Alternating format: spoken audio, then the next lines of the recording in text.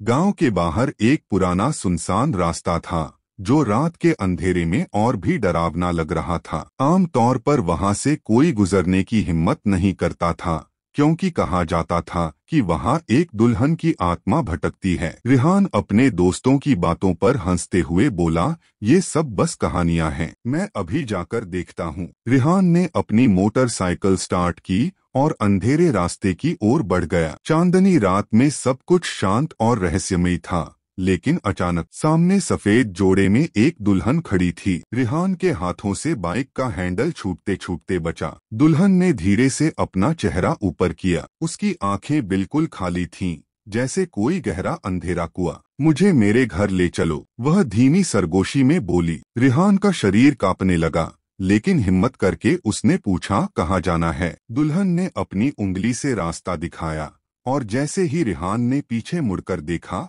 वहां कुछ भी नहीं था। जब उसने फिर से सामने देखा तो दुल्हन उसकी बाइक के पीछे बैठ चुकी थी। रिहान ने पूरी ताकत से बाइक भगाई, लेकिन जैसे ही वह गांव पहुंचा, बाइक खुद ब खुद बंद हो गई। जब उसने पीछे देखा तो सीट खाली थी, लेकिन मीन पर गीली मेहंदी के निशान थे।